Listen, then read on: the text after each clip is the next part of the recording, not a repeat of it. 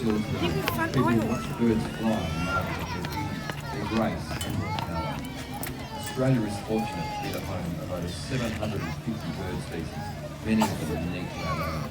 From large predatory birds to rapid flashes of colour, birds fly around our farms, share our suburbs, keep watch over our cities, visit our gardens and enrich our lives. From ancient times until today, these spirits of the sky have inspired. For over 60,000 years, people have shared this land with many plants and animals, but only a few are capable of flight. Today we witness the extraordinary adaptations of both parrots and birds of prey and discover one really simple change to make in your life. And how you can all play a part in helping living things not just survive, but really thrive. Hi, I'm Kate. G'day, I'm James, and I'm hoping you've seen a bird out here already. We've seen a black kite. Oh, that one there, that's a release. Otherwise, it's a very different start to the show. As you can tell, we are free-flying real birds out here, and they've got plenty of options about where they go. This is River, and he's a black kite, and you'll see on a day like today, he's having a good time. It's nice and warm. There's a bit of a breeze, so it makes it really easy for him. He's what we call a broad-winged raptor. Now, during our show today, we meet some birds of prey, and a bird of prey is any bird that eats other animals. So penguins and pelicans, magpies and ravens, they're all birds of prey. They'll eat smaller animals, and they use their beaks to catch their food. Now, River's a little bit different. He's a raptorial bird of prey, and being a raptor just means to see. So he doesn't use his beak to catch his food, he uses his feet. They've got powerful feet and big claws in his toes called talons. And on a day like today, you'll see River doesn't need to flap all the time. He's got that big wingspan and a really light body. He's only a bit over 500 grams, so he's just cruising around out here. He's not working very hard. We will put him to work though. These birds are great hunters. They look for food wherever they can find it. So they look for things like other birds and insects. I'll pick them off like that. Go, River. What you might notice him doing as well with these small pieces of food is he can catch it and pop it straight into his beak. If he was out here with just hunting little insects, he doesn't have to go and land every time he catches a small piece of food. He wants to go and just grab it, eat it, and keep it going around the next one. Alright. And you can see there's the wind blue that pushes through the ground. He's 500 grams, so he's super light. So the wind will push him off course a little bit. But he's doing a little bit better. He's going to do some work.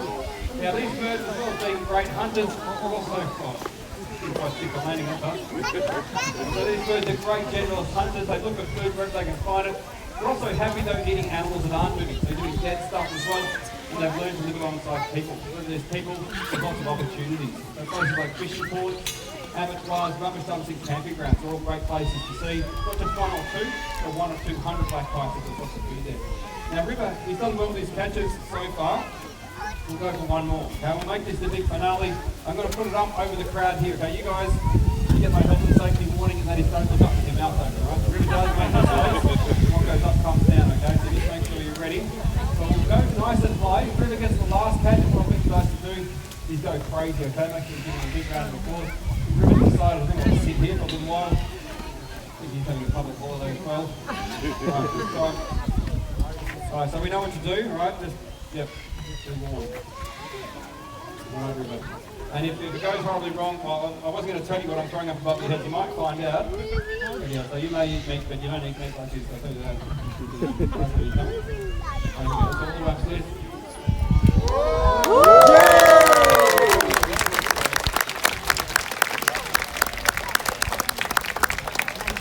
That's how well he picks up the meat as well.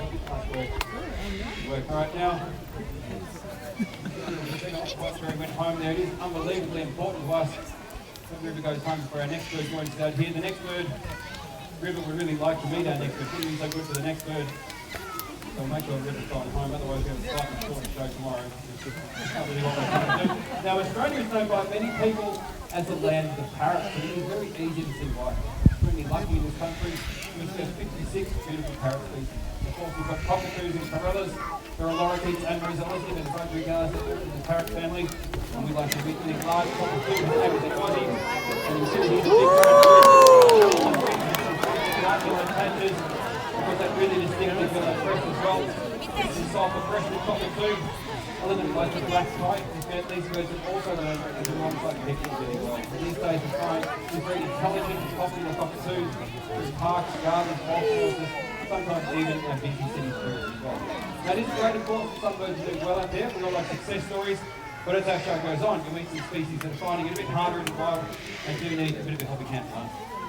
So the first few birds that we've met today, they've made some really amazing adaptations that help them in their natural environment.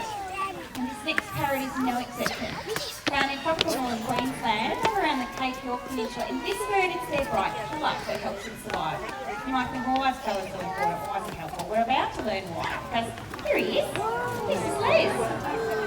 As he flies, check out the beautiful colouring on his wings. He's a male eclectus parrot. And for those of you getting a nice up close look, the red on the underside of his wings. Very nice, Les.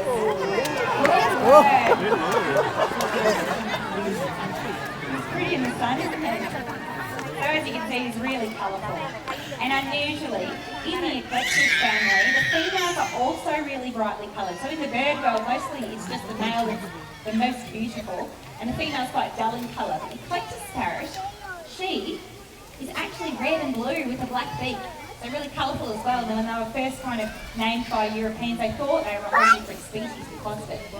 The female plays a special role. She spends her time lower down, hidden in the shadows of the rainforest. And there, her job is to create and to protect nesting hollows, and she really vehemently protects them for about 8 to 10 months of the year.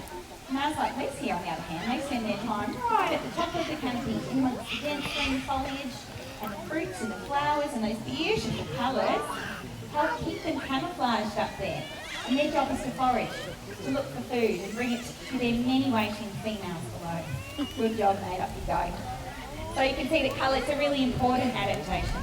But it's more than that. It's actually a survival strategy, because for these birds, camouflage is everything. Their predators are from above, they're birds of prey. So it's good to see the birds we've met so far. They're doing really well out there, and we've got good numbers in the wild. But a lot of our birds here in Australia are facing some real challenges. They could really do with a helping hand. Many of our parrots rely on large old trees, and they use the hollows in those trees for nesting as well as shelter.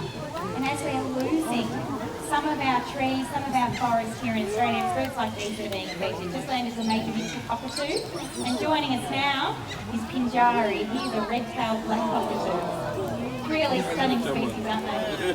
When Major flies in a minute, you can see already he's put it up, his beautiful crest feathers. Really gorgeous. You'll be able to see Pinjari's red band across his tail when he flies, to give these birds their names. Now they pair for life, these guys. They find their partner and they pair for life. And they're big cockatoos. So a tree hollow to naturally form in a tree in the wild, it takes around 200 years to be big enough to fit these birds. So you can imagine if your tree is gone and it's been cut down, you're out of a home for a long time. So these birds are really being affected by the loss of trees here in Australia. But the good news is it's not all hopeless. We can all do a whole lot actually to help. It doesn't have to be, moving mountains. Can I get you to move that way for me to see this green tree? Perfect. Because these birds have done a huge amount to adjust to living alongside humans. We think we can do a little bit too. Now the next bird we're going to meet, we think is worth a little bit of effort as well on our behalf. This nocturnal bird of prey is widely believed to have the best night vision in the whole animal kingdom. But as you'll be able to tell, they can also see during the day, and you might be lucky to see one perched quietly on a tree, waiting for night to fall. Now, of course, the nocturnal bird of prey isn't now. We have 8 species of them in Australia. Half of them are in what's called the marsh-owl family, and that's species like the barn owl. So if you're walking around the sanctuary today, you might see some barn owls in an aviary, and they've got a really distinctive heart-shaped face. This bird, though, is another family of owls. It's called the hawk owl family. They do have really hawk-like features. This one is a barking owl. And today we want you to meet our female barking owl. This is Millie. Now, some people wonder about owls during the day. Can they see where they're going? I think we're going to prove very quickly that Millie does see pretty well out here during the day. She just sees a lot better than everybody else at night time. So you might have known that already. What you might not know about owls though is that they don't see in colour. So Millie is out here seeing everything you, me, and everything else in black and white. It's not really a disadvantage, it might sound like it. These birds have given up their colour vision, and in exchange they see about 35 times better than any of us. They do have amazing eyesight, and to go with that, they also have incredible hearing as well. And of course, Millie has got an ear on each side of her head, of ours, one of those ears is set a bit higher up on the head of the left side of the offset ears. That means it really can hit left and right. You can also hit up and down at the same time, which is really handy. You may have a phone up, but really good to see her phrase, that she can find her phrase. If it doesn't matter, you make a noise, then she can find you in the Now another handy thing Heather can do, watching you there, she can keep her body still. Just wait for her to land. Stick her head in the direction from 270 degrees. So it's really long way. So you can be nice and still. And just move your head there, work out with their breeze. Now you've got a movement as well here today, which is flying. You can make a little chirping noise. That's a pretty happy noise for her. That noise there. We're doing a couple of first time here today. There's that chirping noise, a pretty happy noise for her. They really not really working out hard. She's sitting on her favourite food, so life was pretty good. If she was hunting though, it would be a different story. I mean, these birds are actively hunting, they're virtually silent. They have really special feathers. The edges of their flying feathers are frayed, and that muffles the sound of their wing beating. That means their prey doesn't hear them coming, and then that helps you hear them as well. They're not having a distance over the sound of their wing beating.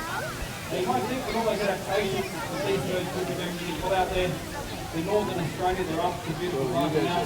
Unfortunately here in Victoria, the people living at the moment is actually dangerous species. We have that big cares of these beautiful birds still breathing. I did mention the barnowls performance, a different story for them. So barnowls are really successful here in Australia and in other parts of the world as well. One pair of barnowls can catch and kill anywhere up to 2,000 mice a year. And so one pair of owls are doing a great job in keeping the rodent numbers down in an area. While barnowls are a real success story out there, the barking as like Millie are facing some big challenges in the wild. They do need a little bit of protection. I think you'll agree, Millie's done an excellent job out here today. Probably give her a round of applause. Well done, Millie.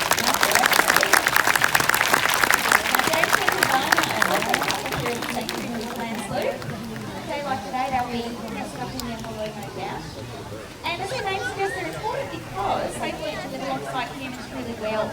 They're comfortable to nest in places like barns, sheds, even rooms and houses sometimes. But a lot of our birds here in Australia really do need those tree hollows if they're going to survive. Like beautiful barking owl we just met, the major midget cockatoo and the red-tailed black cockatoo that flew out earlier.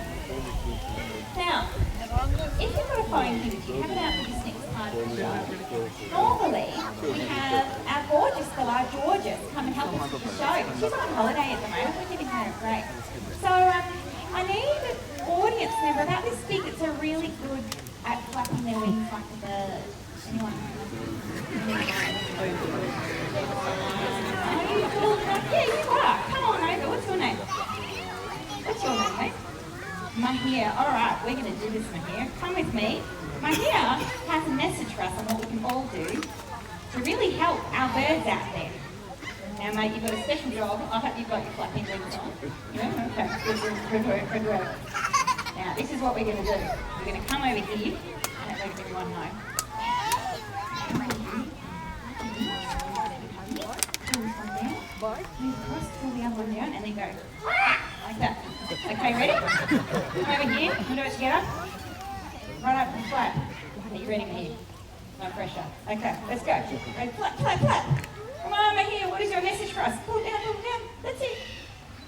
That's the way. And again. Finale. That's it. Don't do it, Maha. Message is right for wildlife. Good work, mate. Thank you, Peanut. None of my favourite anaphylaxis. Yeah, well done. Good work. Wiping for wildlife is Mahia's message, and it means using recycled toilet paper in your homes. Currently in Australia, every single year, we are flushing millions of trees down the toilet. Trees that are being used to make toilet paper. We think those trees are much better off in the ground as habitat for our animals.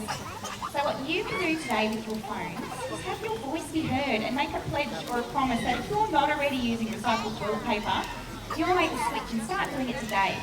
It's a pretty simple thing to do. It makes nearly no difference to our lives, and there's lots of options if it's been a while since you've tried it. It makes a massive difference to lives there.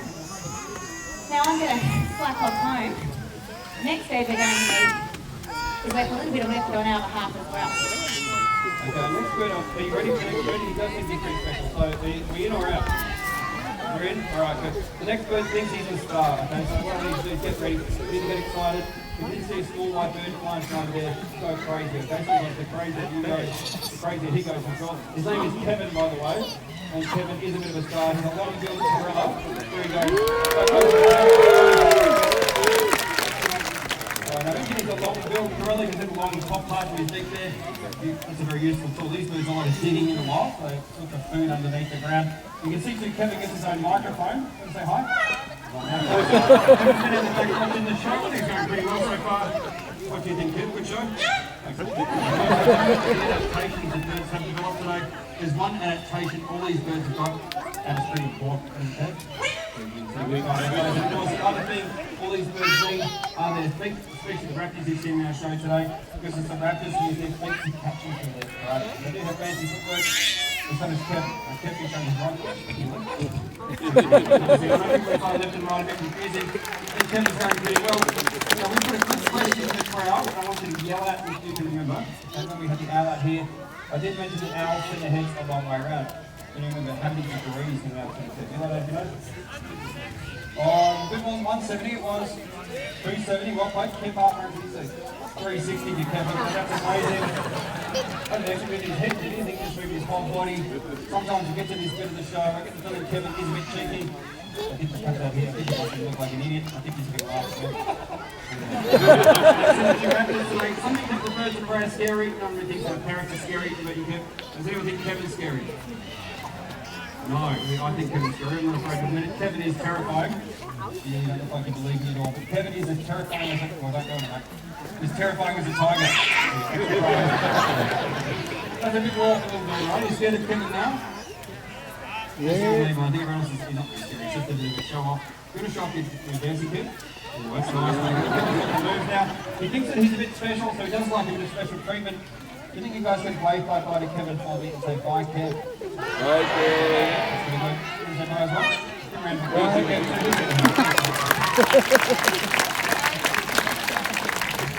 Okay, now you may not realise that we're actually all in the territory of the master adapter and do the true rule of the Australian skies. Next bird can be found right across Australia, from mountains slope to treeless plains, and on beautiful days like today, you can see them gliding and soaring at great heights. They ride up on thermal currents with a wingspan of about 2.5 metres, which is a huge wingspan. These are about to be Australia's largest raptor. Because having a big wingspan, they have a really distinctive wedge or diamond-shaped tail. I'll just go a bit away. We're of course about to meet a wedge-tailed eagle, and today we were to meet a female wedge-tailed eagle. Her name is Magra. And you'll see she joins down here. She's a big bird. She's also a really dark-coloured bird as well. With wedge-tailed eagles, that's a sign of their age. Black riders on their back. Wedge-tailed eagles, when they're young, they're much lighter in colour, especially across their head and their shoulders. Each of them molt their feathers. They go to that darker and darker each time. It can take them to 8 or 9 before they're as dark as Magra here. She's now about 24 years old.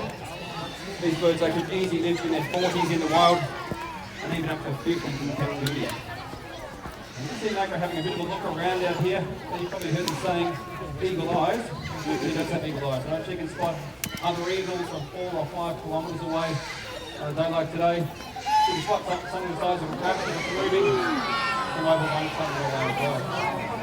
That's amazing, right? So, this is down nice and low. You can see some of the features of the wedge-tailed eagle. Big, powerful shoulders, that's the engine room. Drives her through the air. She's a big, perfect carrying beak. Worry about the feet, but worry about here are those huge feet, the big curved talons on her toes. Of course, the main weapon of these birds is what they use to catch and kill their prey. It's also what they use to defend themselves against other eagles as well. Now, prey for a bird like this one is typically small mammals. And for all the parents out there, when I say small mammals, I'm not talking about small children. We're talking about little rabbits and bandits. So really, pretty small things like that. Quite capable of hunting something up to the size of a wallaby or a small kangaroo. Now, those things can weigh 12 or 14 kilos. Magra's a big bird, but she's a big bird who wants to fly. She's as light as possible. She's actually less than 4 kilos. rated this morning. So very powerful hunters. They tend to be much bigger and heavier than themselves. So 6 feet pretty good. So Magro. Beautiful. Just here at the country lane, you'll expand that tail out to see a really distinctive feature. This is of course the easiest way to identify these birds. While you're here today, it's such a beautiful day. It's a great day to be a wedge-tailed eagle. So these birds have that huge wingspan and they can just get up and cruise around. They don't work too hard on a day like today. You actually might see some wild eagles while you're here today. If you do see a pair of them, what you might notice is one of the birds is bigger than the other one. So most of the daytime raptors, index girls, are bigger than the boys.